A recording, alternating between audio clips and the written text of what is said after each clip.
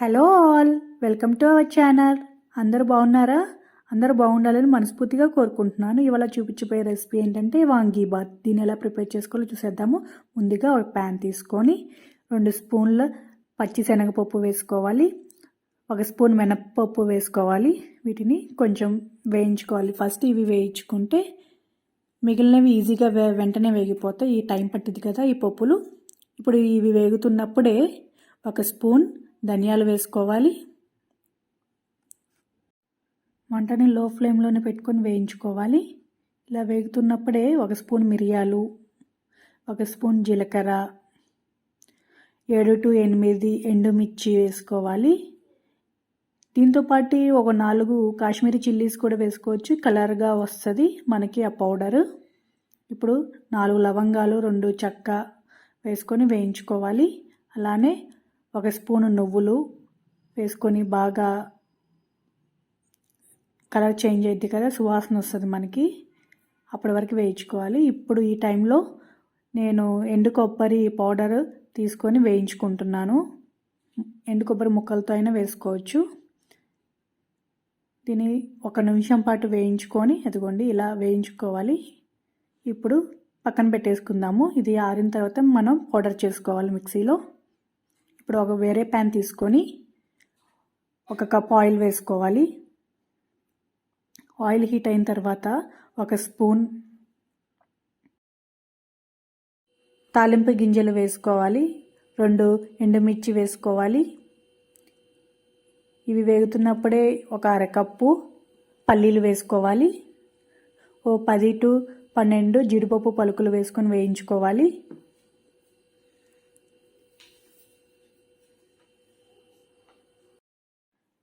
నా ఛానల్ కనుక కొత్తగా చూస్తుంటే లైక్ చేయండి, షేర్ చేయండి అండ్ సబ్స్క్రైబ్ చేయండి. అందరూ వీడియోస్ చూస్తున్నారు కానీ లైక్ చేయట్లేదు అండ్ సబ్స్క్రైబ్ చేయట్లేదు. Please support our channel. ఇప్పుడు కొద్దిగా కరివేపాకు వేసుకోవాలి. ఇది వేగేలోపు మనం వంకాయల్ని కట్ చేసుకుందాం. నేను ఇక్కడ 250 grams వంకాయలు తీసుకొని పొడుగ్గా కట్ చేసుకున్నాను. ఇప్పుడు అవి వేగుంటాయి. వాటిలో ఈ వంకాయ ముక్కల్ని వేసుకుందాము. ఈ విధంగా వంకాయ ముక్కల్ని వేసుకోవాలి. ఇలా వేసుకున్న తర్వాత 1/2 స్పూన్ పసుపు, సరిపడినంత ఉప్పు వేసుకొని కలపెట్టుకొని మూత పెట్టుకుందాము. ఒక 5 minutes మగ్గించుకోవాలి వంకాయ ముక్కల్ని. ఎప్పుడు తినే వంకాయ ఫ్రై, వంకాయ కర్రీ అలా కాకుండా ఇలా వాంగీబాత్ ఇలా స్పెషల్గా చేసి పెట్టండి. పిల్లలు, పెద్దవాళ్ళు అందరు ఇష్టంగా తింటారు. ఈ దినుసులు ఆరిపోయినాయి. ఇప్పుడు మనం గ్రైండ్ చేసుకుందాము. ఇలా ఫైన్ పౌడర్ చేసుకోవాలి. ఇప్పుడు వంకాయ ముక్కలు కూడా వేగుంటాయి, చూద్దాము. దీన్ని ఒకసారి కలబెట్టుకున్న తర్వాత మనం ఉడకబెట్టుకున్న రైస్ ఉంటుంది కదా, బాయిల్డ్ రైస్, అది ఇందులో వేసుకుందాము. బిర్యానీ రైస్ అయినా యూజ్ చేయొచ్చు, నార్మల్ రైస్ అయినా యూజ్ చేయొచ్చు. నేను ఇక్కడ నార్మల్ రైసే యూజ్ చేస్తున్నాను. అది ఇందులో ట్రాన్స్ఫర్ చేసుకుందాం ఆ రైస్ని.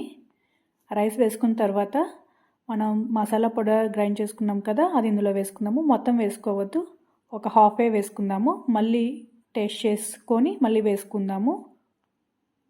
ఇప్పుడు ఇందాక మనం బ్రింజల్లో వేసాం కదా సాల్ట్, ఇప్పుడు మళ్ళీ ఈ రైస్కి సరిపడినంత వేసుకుందాము. నాకు ఇక్కడ పౌడర్ సరిపోలేదు, ఒక 1 స్పూన్ పట్టింది, అదే వేసుకున్నాను. లాస్ట్లో దించే ముందు ఒక 2 స్పూన్స్ నెయ్యి వేసుకోండి, కొత్తిమీర వేసుకోండి, చాలా బాగుంటుంది. ఇదిగోండి నేను ఇప్పుడు టేస్ట్ చేస్తున్నాను. చాలా అంటే చాలా బాగుంది. మీరు కూడా ట్రై చేయండి. ఎలా వచ్చిందో నాకు కింద కామెంట్ సెక్షన్లో చెప్పండి.